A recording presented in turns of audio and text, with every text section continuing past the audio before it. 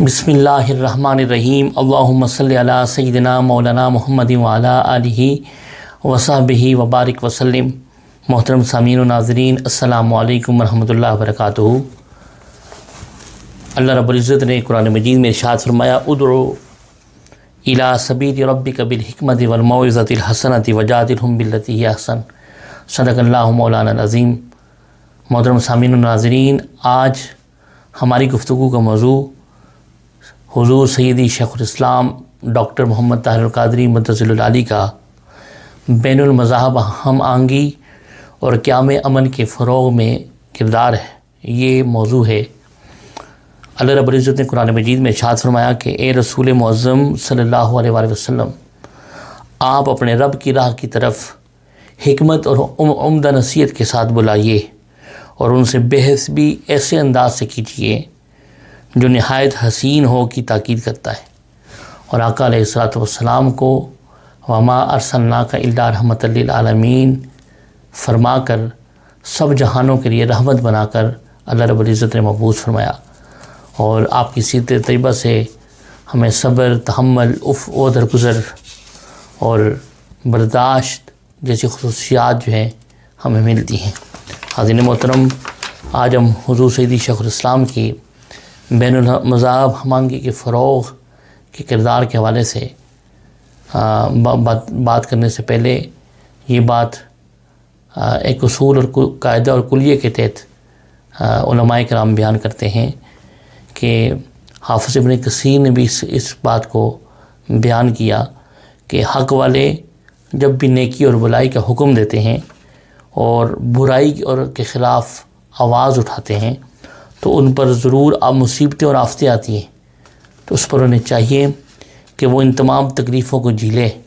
اور اللہ کی راہ میں صبر و ضبط کے ساتھ کام لیں اور اسی پاک ذات پر توکل کرے، اسی سے مدد طلب کرے اور اپنی کامل توجہ اور پورا رجوع جو ہے وہ اسی کی طرف کرے۔ حاضرین محترم، حضور سیدی شیخ الاسلام نے تحریک منہاج القرآن کی بنیاد 1980 میں رکھی اور 2020 تک آپ نے بڑی صبر و تحمل کے ساتھ، حکمت و دانشمندی کے ساتھ، بصیرت کے ساتھ اور عفو و درگزر کے ساتھ آپ نے اپنے اس اسلام کی تعلیمات کو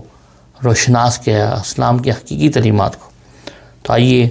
چند آپ کی عملی اقدامات کی طرف جو ہے وہ آپ کے سامنے گوشگزار کریں۔ آپ نے فکر اسلامی کا تحفظ بذریعہ علم و امن جو ہے وہ اسٹیبلش کیا۔ سب سے پہلا کام حضور شیخ الاسلام نے اسلام کے علم و دانش اور اعلیٰ تصوراتی محاذوں کے خلاف جو حملوں کا مقابلہ آپ نے لڑائی جھگڑے سے نہیں کیا، مخاصمت سے نہیں کیا، غیظ و غضب سے نہیں کیا، بلکہ تعلیم و تعلم سے، علم دوستی سے اور منطق کو فروغ دے کر کیا۔ ابھی 9/11 کی 11 ستمبر کی مصیبت نہیں ٹوٹی تھی تو آپ نے 13 اگست 1999 کو اوسلو، ناروے کے اندر بین الاقوامی کانفرنس سے خطاب کرتے ہوئے فرمایا کہ اسلام اول تا آخر امن ہے،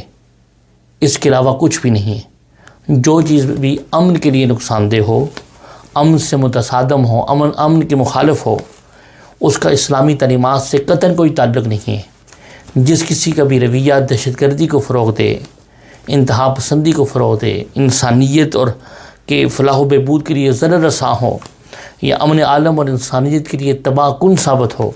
وہ ہمارے عقیدے میں ہمارے عقیدے کے مطابق مکمل طور پر غیر اسلامی ہے۔ آپ نے بین المذاہب یعنی مختلف مذاہب کے درمیان ہم آہنگی اور امن کے فروغ کے لیے عملی اقدامات میں سب سے پہلے جو کام کیا، آپ نے مسلم کرسچن ڈائلاگ فورم بنایا، اور آپ نے یہ جو فورم جو ہے حضور شیخ الاسلام نے 1998 کو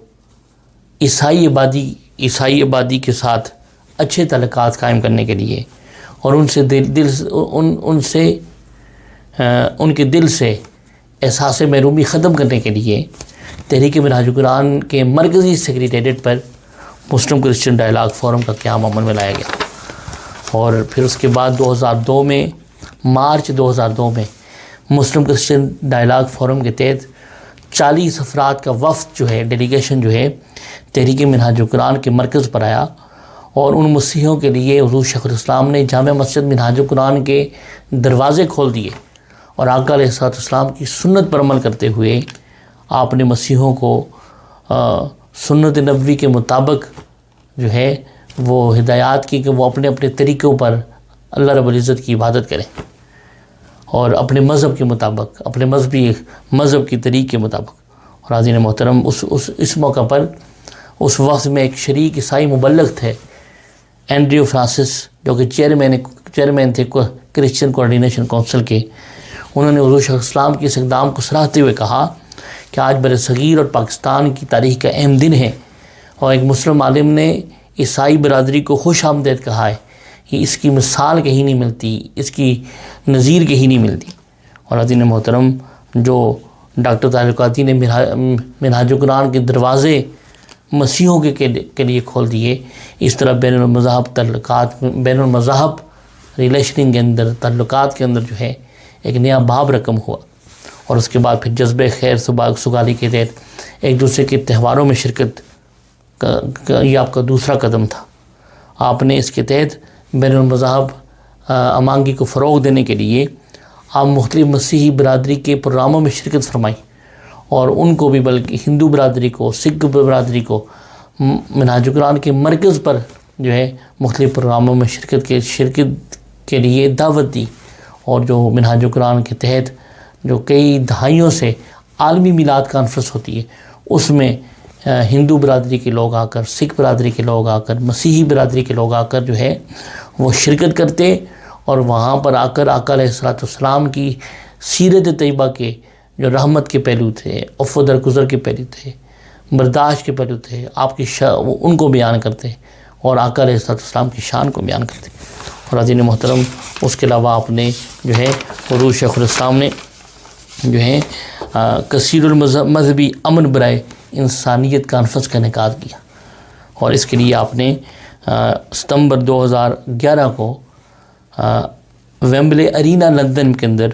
وہ عظیم کارنامہ سر انجام دیا جو اس دور کی حکمتوں کے عین مطابق تھا، اور اسلام کے پیغام نے امن و محبت کو پوری دنیا میں وسیع پیمانے پر پھیلا دیا، اور انہوں نے پوری دنیا کے جتنے بھی بڑے مذاہب تھے ان کے نمائندے، مسلم، مسیح، یہودی، ہندو، سکھ اور بدھ مت کے سارے نمائندے ایک چھت کے نیچے جمع کر آپ نے ایک لندن ڈکلیریشن کے نام سے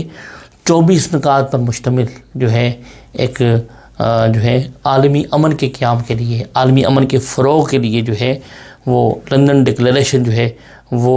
اس کو جو ہے آپ نے جو ہے قرارداد اس ویمبلے ارینا کے اندر جو ہے وہ منظور کرائی، اور اس کانفرنس کا نام امن برائے انسانیت کانفرنس کا نام تھا، اور اس کانفرنس کا نام جو تھا محمد صلی اللہ علیہ وآلہ وسلم رسول رحمت، اور اس لیے ضروری تھا کہ آقا علیہ السلام کی شخصیت اور انسان دوستی پر مبنی دعوت کا تفصیل سے تعارف کرایا جائے۔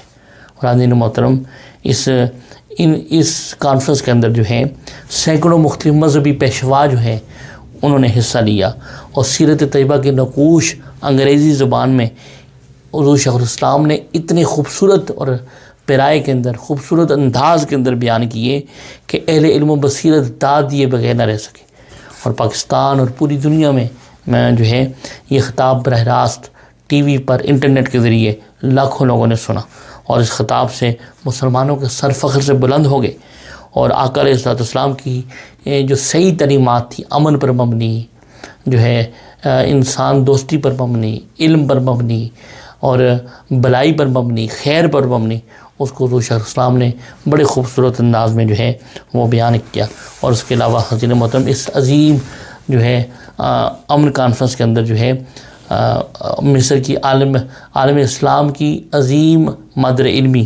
جو جامعۃ الازہر کے نام سے مشہور ہے، اس کا اعلیٰ سطحی وفد نے بھی بھرپور شرکت کی، اور رئیس الازہر ڈاکٹر اسامہ محمد العبد نے شیخ الازہر ڈاکٹر احمد محمد الطیب کی طرف سے خصوصی پیغام میں اسلام کا تصور امن و محبت کو واضح کیا، اور کانفرنس کے انعقاد کو وقت کی اہم ترین ضرورت سمجھتے ہوئے حضور شیخ الاسلام کو اور کانفرنس کے تمام منتظمین کو خصوصی مبارکباد دی۔ اور حضرت محترم اس کانفرنس کے اندر بہت سارے عالمی رہنماؤں کے جو ہے وہ تحریری پیغامات، ویڈیو پیغامات جو ہے وہ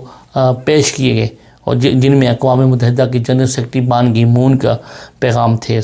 اس کے علاوہ جو ہے برطانوی وزیر اعظم ڈیوڈ کیمرون کا پیغام تھا، برطانوی نائب وزیر اعظم نک کلیگ جو تھا ان کا پیغام تھا، برطانوی قائد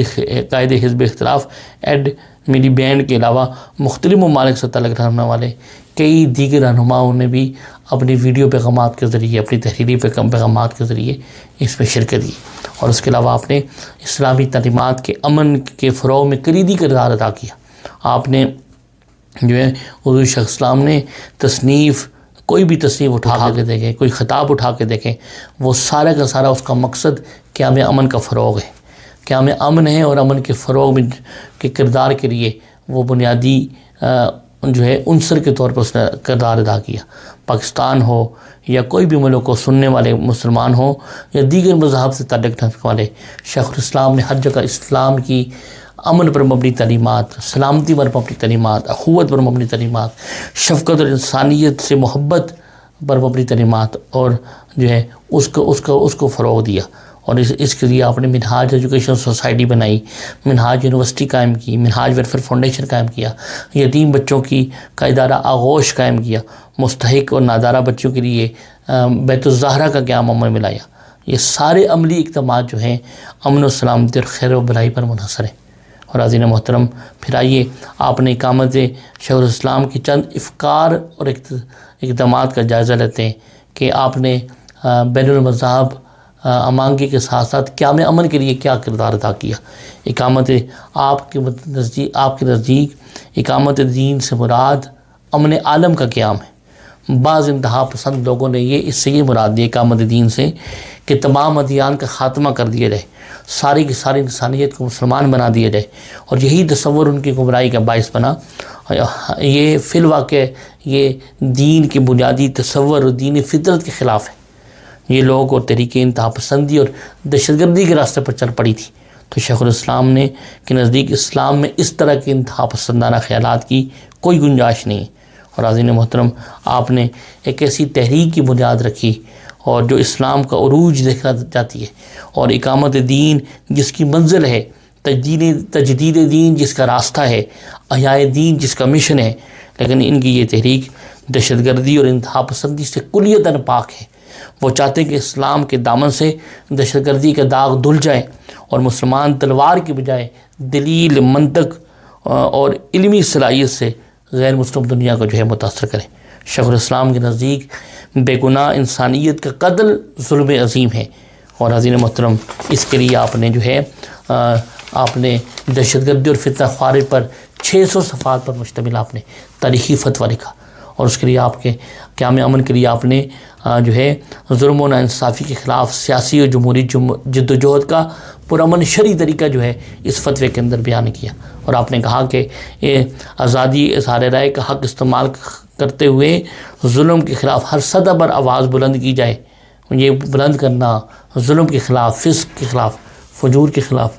جو ہے یہ آواز کو بلند کرنا جو ہے یہ ہر مسلمان کی بنیادی ذمہ داری ہے۔ لیکن اس کی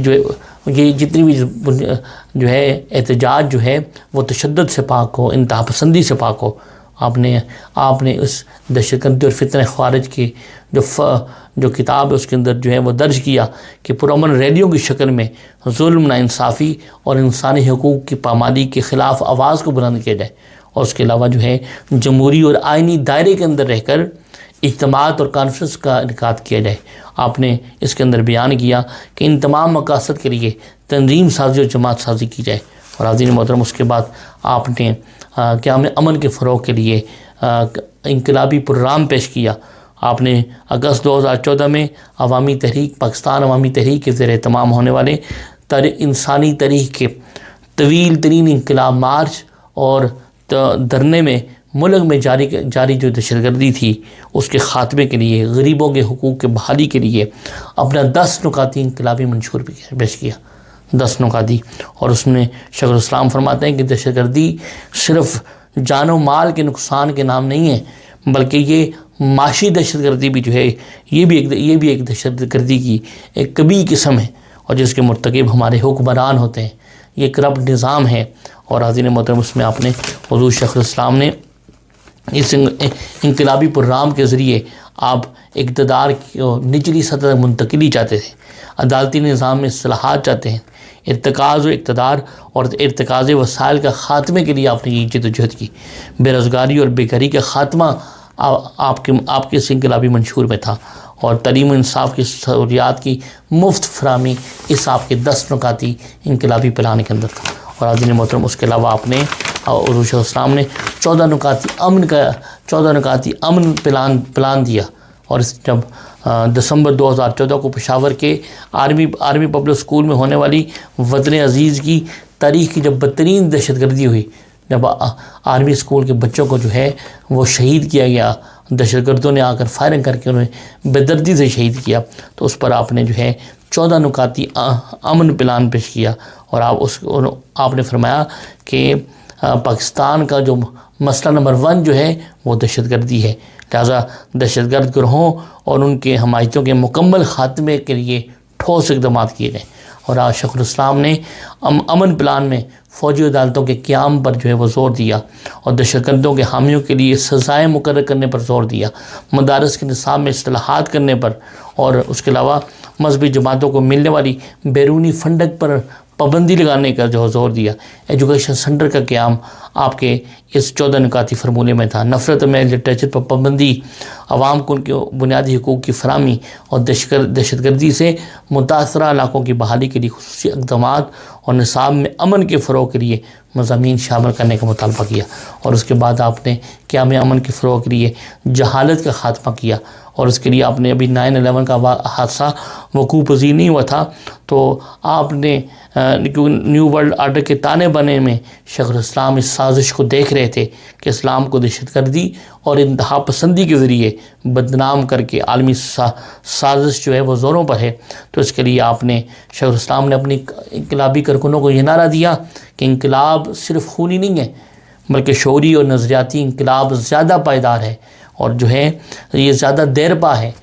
لہذا اس انقلاب کے لیے شعور ضروری ہے، اور شعور کی بیداری کے لیے علم کو فروغ دیا جائے، جہالت کا خاتمہ کیا جائے۔ اور حاضرین محترم، اس کے لیے آپ نے جو ہے آپ نے فرمایا تعلیمی ادارے قائم کیے جائیں، اور وہ تعلیمی ادارے روایتی مدارس نہیں ہونے چاہیے، بلکہ جدید تعلیمی نصاب کے مطابق ہوں۔ اور ایک طرف شیخ الاسلام یہ دیکھ رہے تھے کہ دنیاوی علوم میں مہارت کے بغیر ترقی کا خواب ایک دیوانے کی بڑھ کے علاوہ کوئی نہیں ہے، دوسری طرف آپ کی نظر یہ بھی دیکھ رہی تھی کہ مستقبل قریب میں کس طرح مدارس کو دہشت گردی کے مراکز کے طور پر مشہور کیا جائے گا، جوڑا جائے گا۔ اس لیے آپ نے دیگر تعلیمی اداروں کے علاوہ جو ہے college of Shariah and Islamic sciences